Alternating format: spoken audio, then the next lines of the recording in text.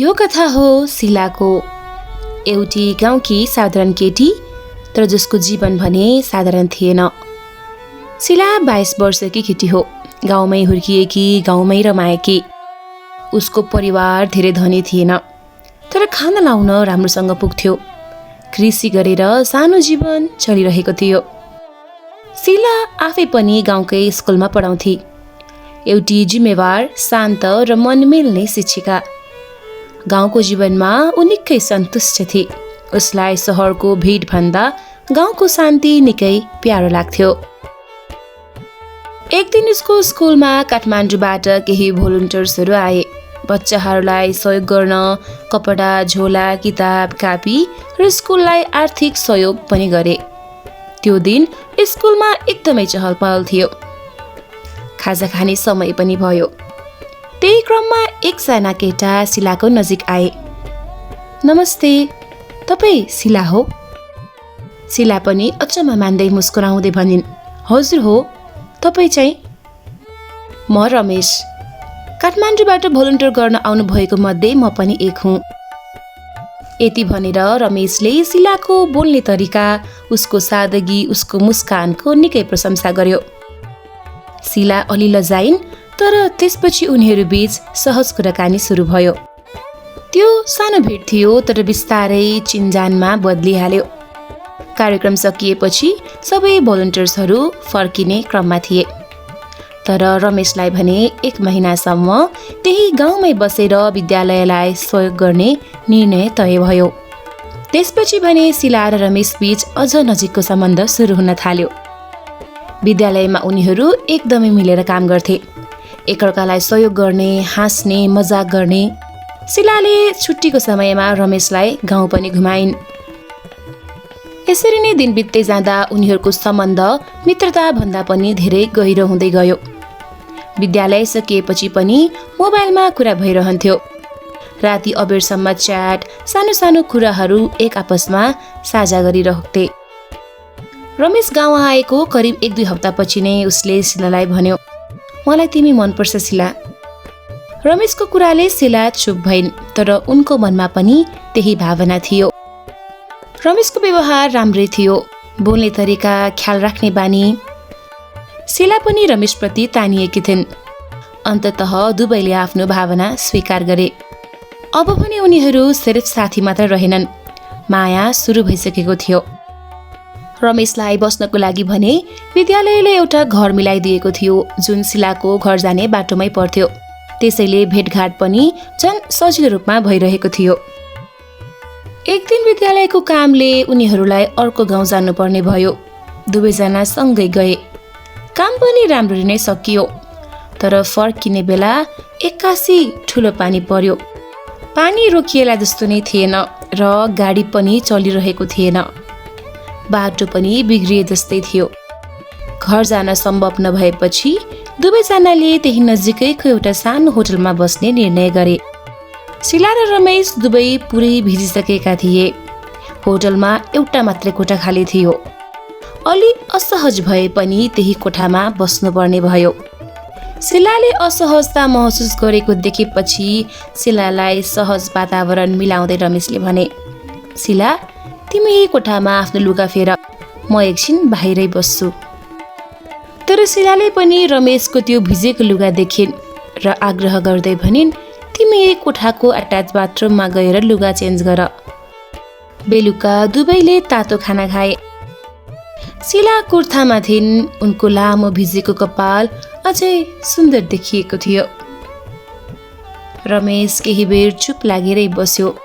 उसको नजर शिलामा नै अडिएको थियो। बिस्तारै ऊ शिलाको नजिक आयो। उसले शिलाको कपाल छुन थाल्यो। शिला केही बोलिनन्। त्यो क्षणमा दुवैजना मायामा डुबेर आफ्नो भावनामा हराए। भोलिपल्ट बिहान शिला अलि असहज महसुस गरिरहेकी थिइन्। उनलाई थाहा थियो हिजो बेलुका जे भयो त्यो सही थिएन। तर रमेशले उसको हात समाउँदै भन्यो, डराउनु पर्दैन शिला, म तिमीलाई बिहे गर्छु। त्यो शब्दले शिलालाई केही शान्त बनायो। गाउँ फर्किएपछि सबै पहिले जस्तै नै देखिन्थ्यो। विद्यालय, घर, काम, तर उनीहरूको माया अझ गहिरो भइसकेको थियो। केही हप्तापछि रमेशको काठमाडौँ फर्कने समय आयो। शिला उदास भइन्। म छिट्टै तिमीलाई काठमाडौँ लैजान्छु शिला। रमेशले शिलाको उदास अनुहार हेर्दै सम्झाउन थाल्यो र ऊ फर्कियो। शिला पनि पुनः आफ्नो जीवनमा फर्किन्। विद्यालय, घर, जिम्मेवारी। तर अब उसको दिन फोनमा सुरु र फोनमा नै सकिन्थ्यो। काठमाडौँ गएपछि पनि रमेश र शिलाको मायामा भने कुनै कमी आएको थिएन।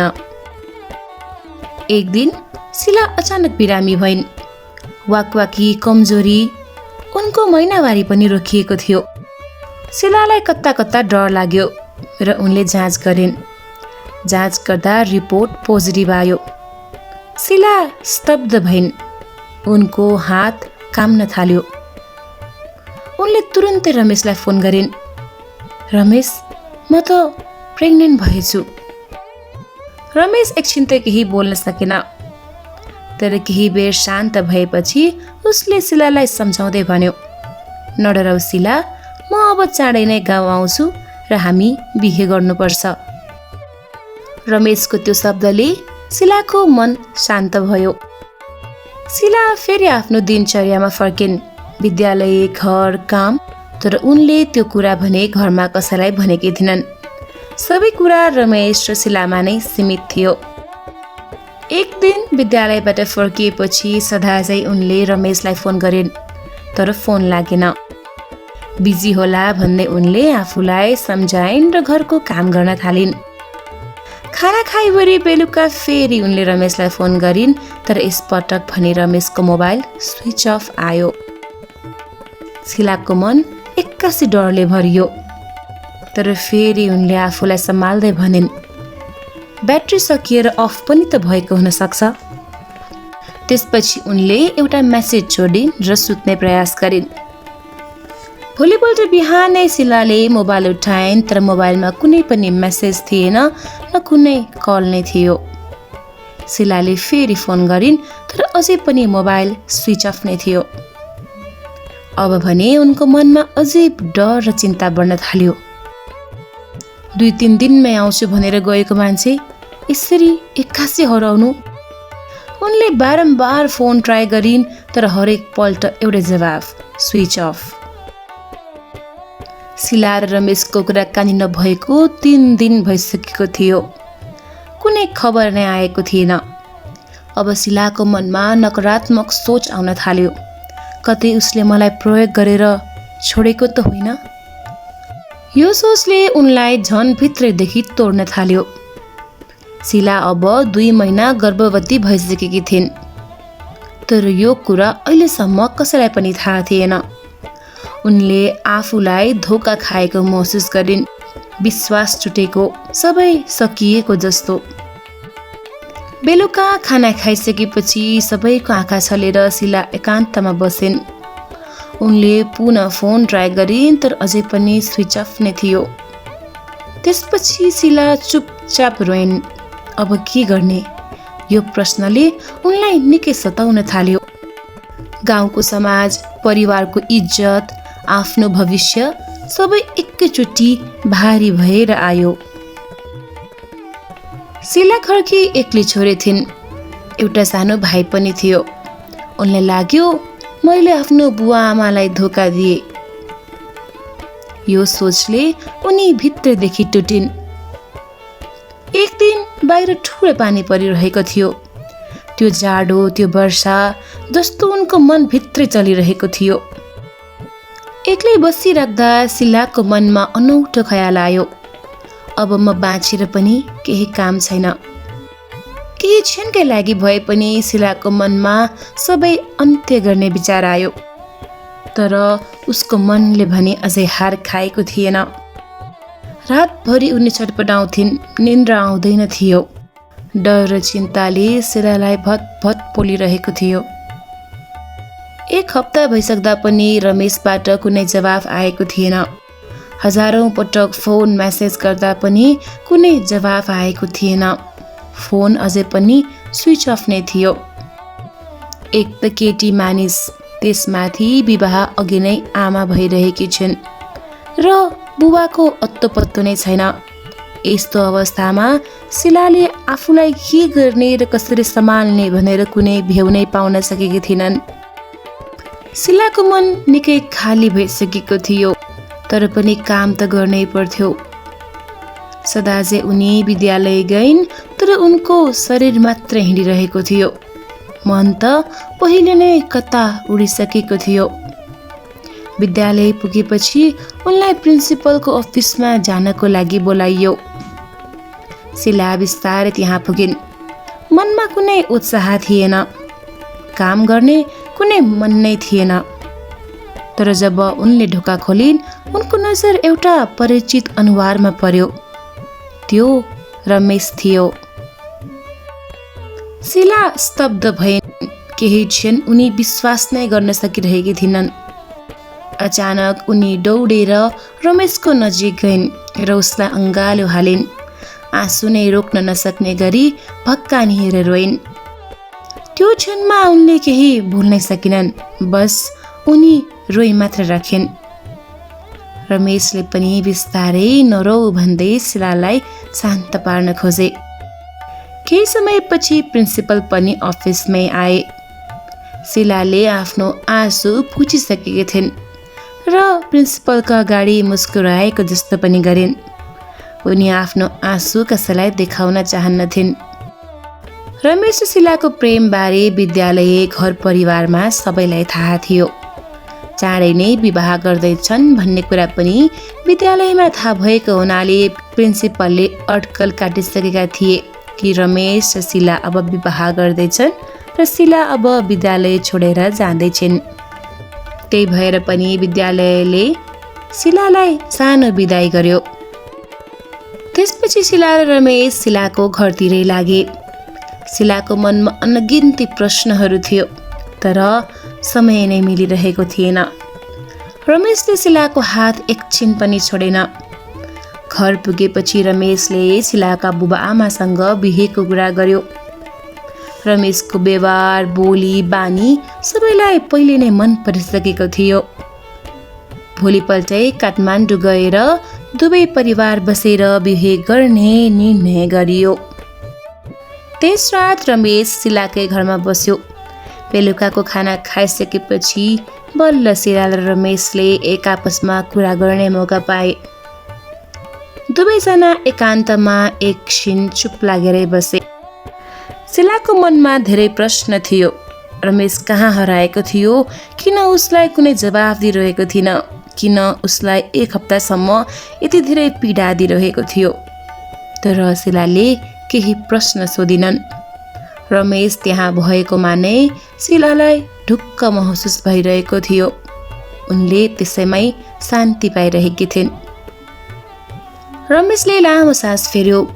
आँखाभरि आँसु पार्दै उसले शिलातिर हेरेर भन्यो, मलाई माफ गर है शिला, मैले तिमीलाई दुःख दिन खोजेको थिइनँ, तर तिमीलाई मैले यस्तो अवस्थामा एक्लै छाडे। जुन दिनबाट हाम्रो कुराकानी बन्द भयो त्यसै दिन म गाउँ आउनको लागि हिँडिसकेको थिएँ। एउटा बस चढेर अर्को बस फेर्ने क्रममा नै मैले थाहा पाएँ कि बसमा त मेरो मोबाइल र पैसा चोरी भइसकेको रहेछ। म एकदमै अप्ठ्यारो अवस्थामा थिएँ। न बस्ने ठाउँ थियो, न खाने नै। सम्पर्क गर्नलाई पनि मलाई कसैको नम्बर याद थिएन। धेरै सङ्घर्षपछि मैले गाउँकै कसैसँग सहयोग मागे र अन्तमा यहाँसम्म आइपुगे। मैले ठुलो गल्ती गरेँ कि मलाई कसैको नम्बर पनि याद थिएन। फेसबुक, इन्स्टाग्राम कुनैको पनि पासवर्ड याद थिएन। मैले तिमीलाई खबर पुर्याउन निकै खोजेको थिएँ, तर पनि मैले तिमीलाई निकै पीडा दिएँ। त्यो एक हप्तामा तिमी जति तडपिएकी थियौ म पनि त्यति नै तडपिएको थिएँ। रमेशले बोलेको शिला चुपचाप सुनिरहेकी थिइन्। उनले केही पनि भनिनन्, किनभने उनको मनको सबै प्रश्नको जवाब रमेशले आफै दिइसकेका थिए। रमेश शान्त भएपछि शिलाले पनि रमेशसँग माफी मागिन्। मलाई माफ गर है रमेश, मैले तिम्रो बारेमा निकै नराम्रो सोचे। मैले त्यस्तो सोच्नु हुँदैन थियो। बोल्दै गरेकी शिलालाई बिचमै रोक्दै रमेशले अन्कनाउँदै भन्यो, होइन शिला, तिमीले जे सोच्यौ त्यो ठिक हो। तिमी डराउनु स्वाभाविक नै थियो। बरु मैले घरबाट हिँड्ने बित्तिकै तिमीलाई एक फोन गरेको भए सायद तिमी यति धेरै पीडामा बस्नु पर्दैन थियो होला। शिला र रमेश दुवैले लामो सास फेरे। त्यो क्षणमा सबै डर, शङ्का, पीडा बिस्तारै हल्का भयो। दुवैले एकअर्कालाई अँगालो हाले। कैयौँ समयको पीडापछि शिलाको मन आखिर शान्त भयो। अब सबै ठिक हुन्छ, उनले महसुस गरिन्। भोलि दुवैजना काठमाडौँ जानेछन्, बिहे गर्नेछन् र नयाँ जीवन सुरु गर्नेछन्। कहिलेकाहीँ जिन्दगीले हामीलाई डराउँछ, तर अन्त्यमा सबै कुरा ठिक पनि हुन्छ।